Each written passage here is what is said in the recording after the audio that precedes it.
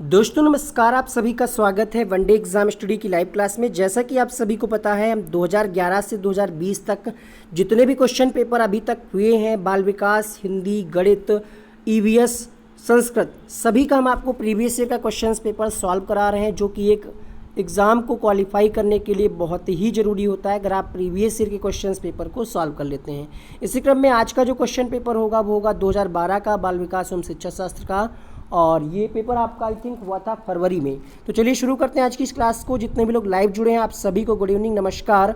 Video को like and share कर दीजिएगा। स्टार्ट करते हैं पहले प्रश्न से। पहला प्रश्न है आपके सामने, मानव विकास को क्षेत्रों में विभाजित किया जाता है जो है।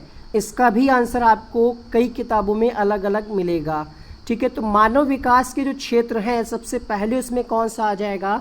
शारीरिक विकास, फिजिकल डेवलपमेंट, उसके बाद संज्ञानात्मक, उसके बाद संवेगात्मक और तब सामाजिक।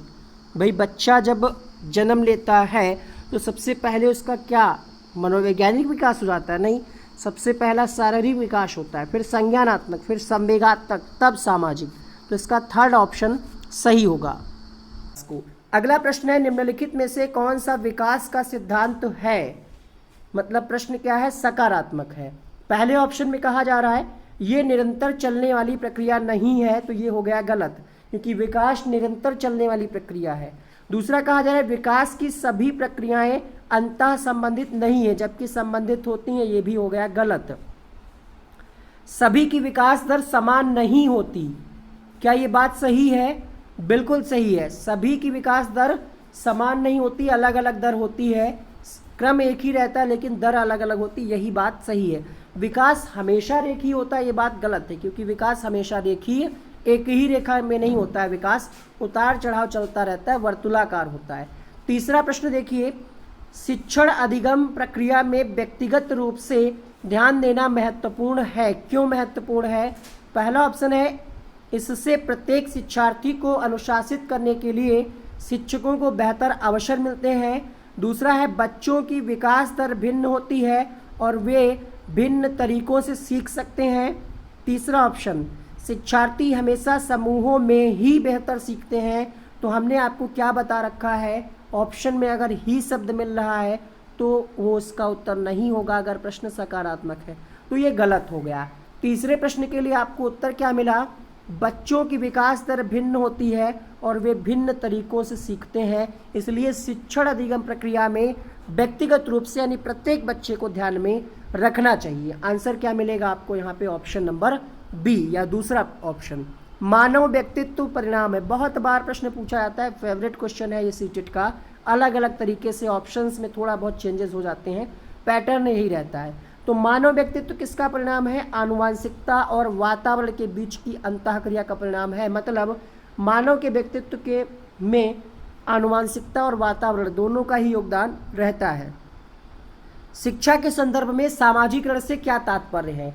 सामाजिक वातावरण में अनुकूलन और समायोजन, सामाजिक मानदंड का सदैव अनुपालन करना, अपने सामाजिक मानदंड बनाना, समाज में बड़ों का सम्मान करना। तो देखिए ये हो जाएगा गलत। हम अपने नियम खुद थोड़ी बनाएंगे, जो समाज ने बना रखे हैं उन्हीं को हमें पालन करना। लेकिन सदैव अनुपालन करना, सदैव जो शब्द लगा है ये निगेटिव है। ठीक है, सामाजिक वातावरण में अनुकूलन कर पाएँ आप और एडजस्टमेंट यानी समायोजन कर पाएँ, ये है बेहतर ऑप्शन सामाजिकरण के संदर्भ में।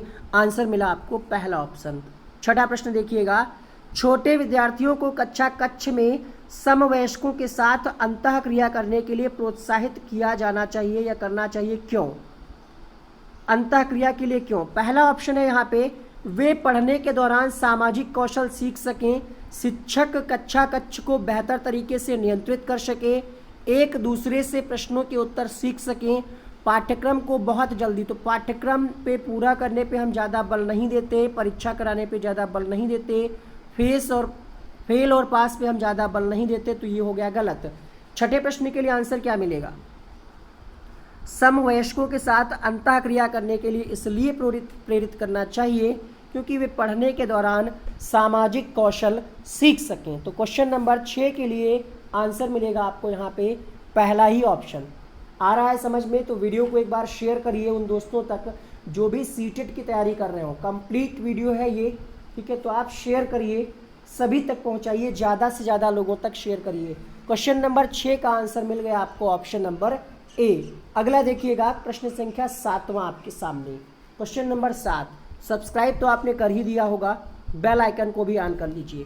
7वां प्रश्न पढ़िए आप सभी लोग, जल्दी जल्दी से पढ़िए और आंसर देना स्टार्ट करिए। बहुत बढ़िया, जितने भी लोग लाइव देख रहे हैं इस क्लास को, आप सभी को गुड इवनिंग, नमस्कार। बहुत बढ़िया, आंसर करते रहिए। 7वां प्रश्न आपके सामने। पियाजे से आपको पता है 2 या 3 प्रश्न आपकी परीक्षा में आने ही आने हैं, तो इस टॉपिक को अच्छे से पढ़ करके जाइएगा पेपर में, ठीक है। बिल्कुल सही है। यहाँ पे संवेदी प्रेरक यानी 24 माह 0 से 2, तो इसमें क्या तार्किक कर पाएगा बच्चा? आप कहेंगे नहीं। बच्चा क्या करता है? अनुकरण के द्वारा सीखता है, ठीक है। समाज के बारे में 24 माह में बच्चे को क्या पता रहेगा, क्या सही है क्या गलत है, क्या समाज है, क्या करना क्या नहीं करना, विश्लेषण भी नहीं कर पाएगा, तो ये भी गलत हो गया। बच्चा 24 माह तक अनुकरण के द्वारा सीखता है, मानसिक निरूपण, चीज़ों को धीरे धीरे अपनी स्कीमा में ऐड करता रहता है। कोहलबर्ग के अनुसार शिक्षक बच्चों में नैतिक मूल्यों का विकास कैसे कर सकते हैं?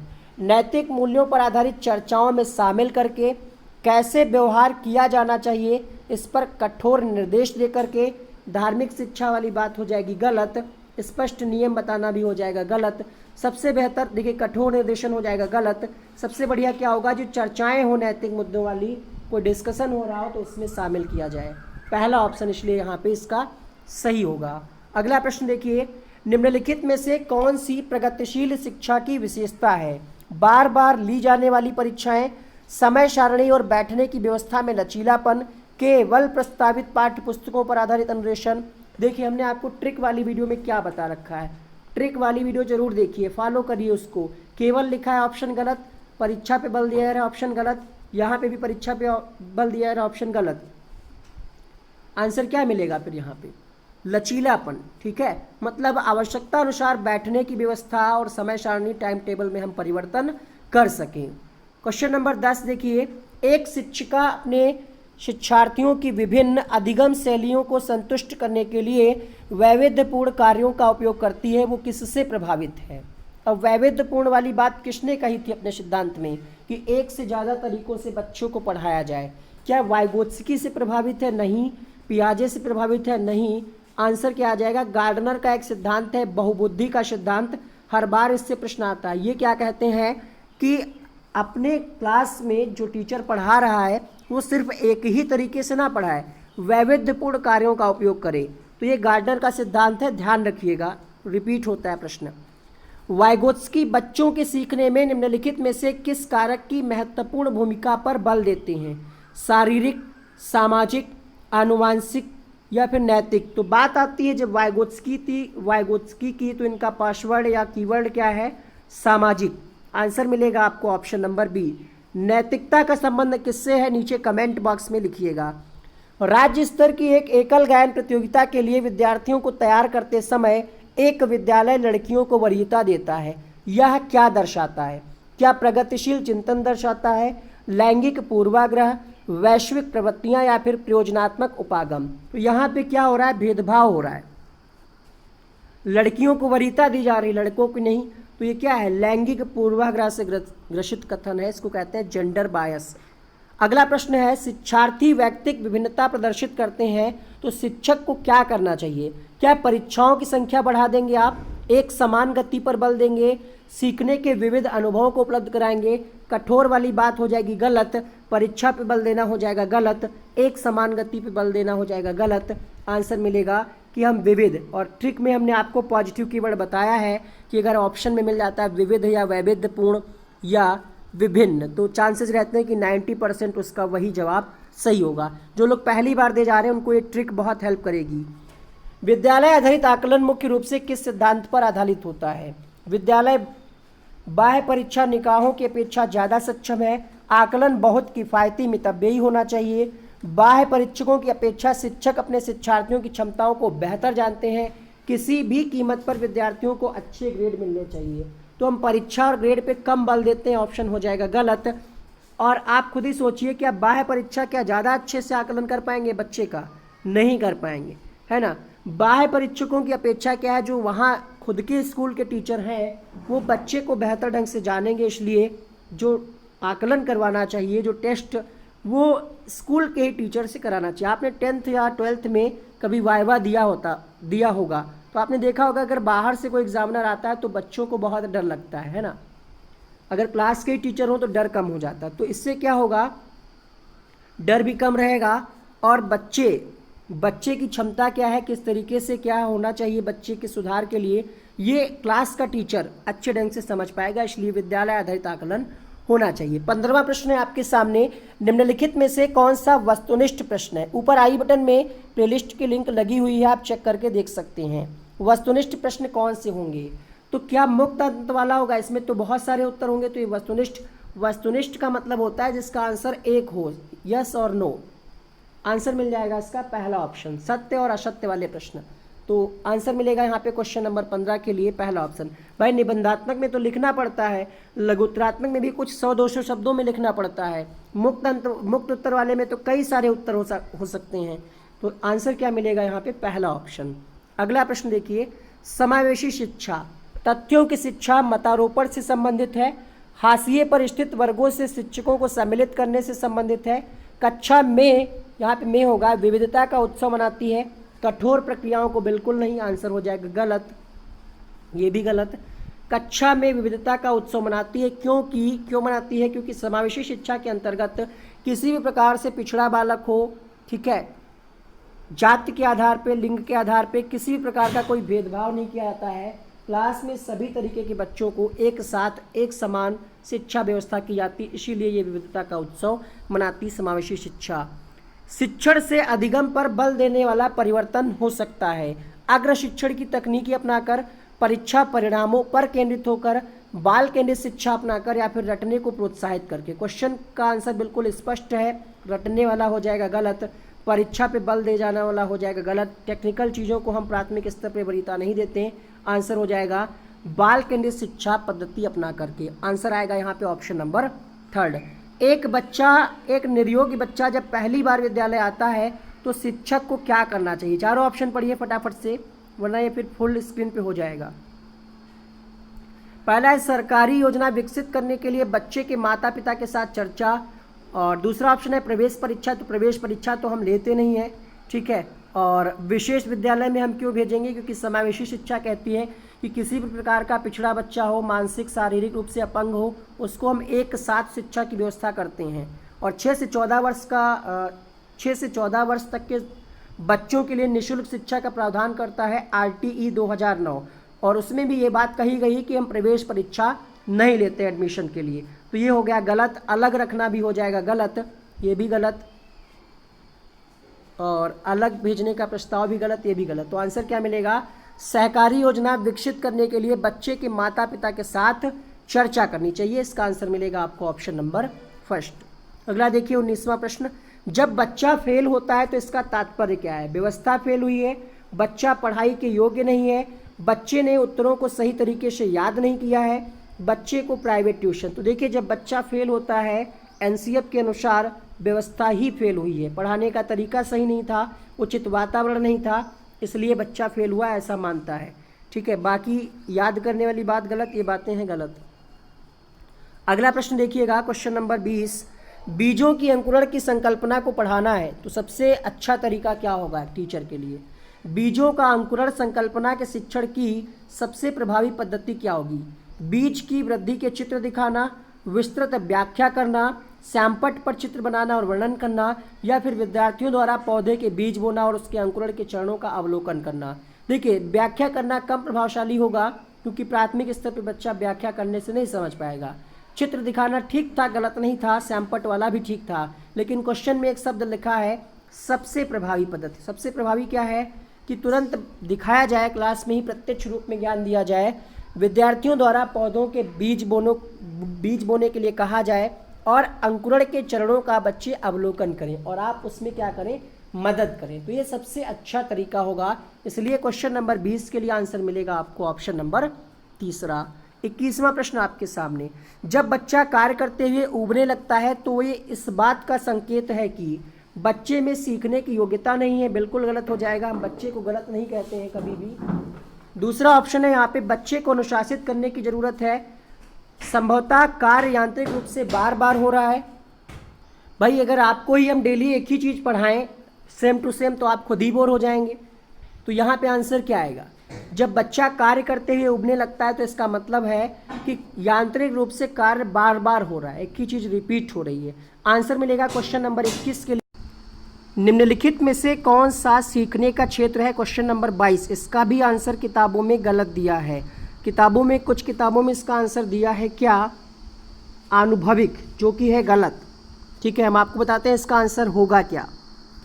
बेंजामिन ब्लूम ने सीखने के 3 प्रकार बताए हैं, इसमें संज्ञानात्मक, भावनात्मक और शारीरिक यानी साइकोमोटर। अब यहाँ पे देख लीजिए आपके क्वेश्चन में कौन सा ऑप्शन दिया है, वही सही होगा। सीखने का क्षेत्र पूछ रहा था ना, तो यहाँ पे आपका आंसर आ जाएगा भावनात्मक। अब आप सोच, आप तक अभी तक आप यही पढ़ करके आए होंगे अनुभविक, तो आपको लगेगा कि हम गलत बता रहे हैं, लेकिन नहीं, हमने आपको इसीलिए बेंजामिन ब्लूम की थ्योरी के आधार पर ये बताया है। आंसर इसका भावनात्मक आएगा। ठीक है, 23वां प्रश्न देखिए, निम्नलिखित में से कौन सी समस्या समाधान की वैज्ञानिक पद्धति का पहला चरण है। प्रासंगिक जानकारी को एकत्र करना, प्राकल्पना का निर्माण करना, प्राकल्पना का परीक्षण करना, समस्या के प्रति जागरूकता। वैज्ञानिक पद्धति का पहला चरण कौन सा है। तो जब तक आपको समस्या के बारे में पता ही नहीं होगा, आप जागरूक ही नहीं होंगे, आप उसका परीक्षण कैसे करेंगे, निर्माण कैसे करेंगे, एकत्र। तो सबसे पहले हम उस समस्या के बारे में हमें क्या करना होगा, जागरूक होना पड़ेगा। कोई भी समस्या है, पहले हम उसको क्या करें, उसके बारे में जानें, जागरूक हों। ठीक है, उससे हम कैसे बच सकते हैं, कोई ऐसी समस्या, तो पहले उस पर फोकस करें और फिर हम क्या करें, जानकारी को एकत्र करें, तब आगे के स्टेप। अगला प्रश्न देखिए, प्रायः शिक्षार्थियों की जो त्रुटियां होती हैं वो क्या संकेत करती हैं। इससे भी हर बार एक प्रश्न आता है त्रुटियों से। अगर बच्चा त्रुटियां कर रहा है तो इसका मतलब है कि वो कुछ ना कुछ सीख रहा है, तभी तो गलती कर रहा है। आप सीख ही नहीं रहे तो गलती कैसे करेंगे। अर्थात यहाँ पे आंसर आएगा कि वे कैसे सीखते हैं, ये संकेत करती हैं त्रुटियाँ, गलतियाँ अगर हो रही हैं तो वे कैसे सीख रहे हैं, इस बात को प्रभावित करता है। जब बच्चे की दादी उसे उसकी माँ की गोद से लेती हैं तो बच्चा रोने लगता है। बच्चा डैश के कारण रोता है, अजनबी दुश्चिंता, वियोग दुश्चिंता, सामाजिक दुश्चिंता या फिर संवेगात्मक दुश्चिंता। ये प्रश्न रिपीट हुआ है एक बार और, 2019 में शायद रिपीट हुआ है। क्वेश्चन नंबर 25 आपके सामने। तो आंसर क्या मिलेगा 25वें प्रश्न के लिए, संवेगात्मक दुश्चिंतता। कुछ लोगों ने इसका आंसर बताया है, कुछ मतलब जो मनोविज्ञान के विशिष्ट टीचर हैं उनके अनुसार वियोग होना चाहिए था, लेकिन मनोविज्ञान की शब्दावली में आंसर जो बेहतर होगा वो क्या होगा, बताइए। हाँ बिल्कुल सही है, संवेगों के कारण। तो इस प्रश्न के लिए आंसर मिलेगा आपको ऑप्शन नंबर 4। अगला देखिएगा, एक शिक्षिका पाठ्यवस्तु और फल सब्जियों के कुछ चित्र का प्रयोग करती है और अपने विद्यार्थियों से चर्चा करती है। विद्यार्थी इस जानकारी को अपने पूर्व ज्ञान से जोड़ते हैं और पोषण की संकल्पना को सीखते हैं। ये किस उपागम पर आधारित है। अधिगम के सक्रिय अनुबंधन पर, ज्ञान के निर्माण, अधिगम के शास्त्रीय अनुबंधन या फिर पुनर्बलन के सिद्धांत पर आधारित है। किस पर आधारित है ये आपसे पूछा जा रहा है। एक शिक्षिका, क्वेश्चन नंबर 26 आपके सामने। बिल्कुल सही है यहाँ पे। ठीक है, पूर्व ज्ञान से जोड़ रहे हैं ना, यहाँ पे लिखा हुआ है। तो ये ज्ञान के निर्माण पर आधारित है। ये संकल्पना, ये उपागम किस पर आधारित है, ज्ञान के निर्माण पर। कुछ लोग यहाँ पे बता रहे हैं अधिगम के सक्रिय अनुबंधन, चलिए चेक करते हैं इसको। दूसरा ही होगा, ज्ञान के निर्माण पर आधारित है ये उपागम। अगला देखिएगा क्वेश्चन नंबर 27, विवेचनात्मक शिक्षा शास्त्र का यह दृढ़ विश्वास है कि शिक्षार्थियों के अनुभव और प्रत्यक्षण महत्वपूर्ण होते हैं। एक शिक्षक को हमेशा कक्ष के, तो हमेशा वाला ऑप्शन हो जाएगा गलत। बच्चे स्कूल के बाहर क्या सीखते हैं, ये अप्रासंगिक नहीं है, ये प्रासंगिक है, इस पर चर्चा होनी चाहिए। तो आंसर क्या आएगा, शिक्षार्थियों के अनुभव और प्रत्यक्षण क्या होते हैं, महत्वपूर्ण होते हैं। पहला ऑप्शन इसका सही होगा। 28वां प्रश्न देखिएगा, एक शिक्षक प्रश्न पत्र बनाने के बाद ये जांच करता है कि क्या परीक्षण के विशिष्ट उद्देश्यों की परीक्षा ले रहे हैं। वह मुख्य रूप से प्रश्न पत्र डैश के बारे में चिंतित है, विश्वसनीयता, वैधता, संपूर्ण विषय वस्तु को शामिल करने या फिर प्रश्नों के प्रकार। 28वां प्रश्न आपके सामने। सही जवाब मिलेगा इस प्रश्न के लिए। देखिए, रेमाउंट एक मनोवैज्ञानिक थे, उन्होंने कुछ चीज़ें बताई हैं प्रश्न पत्र के बारे में। तो यहाँ पे उनके हिसाब से अगर हम इसका आंसर करेंगे, जो कि सीटेट ने भी यही आंसर दिया था, तो वो किसके बारे में चिंतित है, संपूर्ण विषय वस्तु को शामिल किया गया है या नहीं किया गया है, इसके बारे में चिंतित। ऐसा तो नहीं कि एक ही यूनिट से सारे प्रश्न ले लिए गए हों। जब आप क्वेश्चन पेपर बनाते हैं तो आप सभी यूनिट्स को ध्यान में रखते हैं, लघु उत्तरी, अति लघु उत्तरी, इन प्रश्नों को भी ध्यान में रखते हैं, साथ ही साथ सिलेबस कि संपूर्ण विषय वस्तु से प्रश्न पूछे गए कि नहीं पूछे गए, इस बारे में चिंतित है। तो एक शिक्षक का सबसे मेन उद्देश्य होता है, जब वो प्रश्न पत्र बना रहा हो तो जो उद्देश्य है उसके वो है कि नहीं है, पूरे हो पा रहे कि नहीं हो पा रहे। तो यहाँ पे आंसर जो मिलेगा ऑप्शन नंबर 3 होगा। अगला प्रश्न देखिएगा, निम्नलिखित में से कौन सा शिक्षक से संबंधित अधिगम को प्रभावित करने वाला कारक है। विषय वस्तु या अधिगम अनुभवों की प्रकृति, विषय वस्तु में प्रवीणता, बैठने की उचित व्यवस्था, शिक्षण अधिगम संसाधनों की उपलब्धता। क्वेश्चन नंबर 29 शिक्षक से संबंधित आपसे पूछा जा रहा है, शिक्षक से संबंधित कौन सा कारक होगा। बैठने की उचित व्यवस्था शिक्षक से संबंधित तो नहीं होगा, या तो ये हो सकता है या तो ये हो सकता। आपके हिसाब से क्या होगा इस प्रश्न का आंसर। क्वेश्चन नंबर 29 बताते हैं उसका उत्तर। क्वेश्चन नंबर 30 देखिएगा, एक शिक्षिका अपने आप कभी भी प्रश्नों के उत्तर नहीं देती, वह अपने विद्यार्थियों को उत्तर देने के लिए समूह चर्चाएं और सहयोगात्मक अधिगम अपनाने के लिए प्रोत्साहित करती है। वह उपागम के सिद्धांत पर आधारित है। तो खुद नहीं करती है, बच्चों को एक्टिव रखना चाहती है। मतलब क्या हुआ यहाँ पे, सक्रिय भागीदारिता, वो चाहती है कि बच्चे भी एक्टिव रहें। तो 30 का आंसर मिलेगा आपको ऑप्शन नंबर कौन सा, ऑप्शन नंबर 2 इसका सही जवाब होगा। 30 का ऑप्शन नंबर बी, सक्रिय भागीदारिता। बात करें अगर हम 29वें प्रश्न की, देखिए यहाँ पे पूछ रहा था कि शिक्षक से संबंधित अधिगम को कौन सा कारक प्रभावित करता है। मान लिया आप किसी सब्जेक्ट के टीचर हैं और आप उसी में प्रवीण नहीं जिस सब्जेक्ट के टीचर हैं, तो फिर बेकार है, ये आपको प्रभावित करेगा। अर्थात यहाँ पे बैठने की जो उचित व्यवस्था है ये बच्चे से संबंधित है, उपलब्धता संसाधनों की ये बच्चे से संबंधित है, लेकिन शिक्षक से संबंधित है विषय वस्तु में प्रवीणता। कई किताबों में इसका आंसर कुछ और दिया है, इसको आप सही कर लीजिएगा। जो हम आपको आंसर बता रहे हैं बिल्कुल प्रमाणित बता रहे हैं। आंसर मिलेगा आपको ऑप्शन नंबर 2। यहाँ पे एक और वीडियो आ रहा होगा, उसको आप क्लिक करके देख सकते हैं, ईवीएस का और संस्कृत का और अदर सब्जेक्ट का। 30 में आपका क्या स्कोर रहा कमेंट करके हमें ज़रूर बताइएगा। वीडियो को शेयर करिए, चैनल को सब्सक्राइब करिए। आपको आपकी परीक्षा के लिए बहुत बहुत शुभकामनाएं। All the best, thank you so much.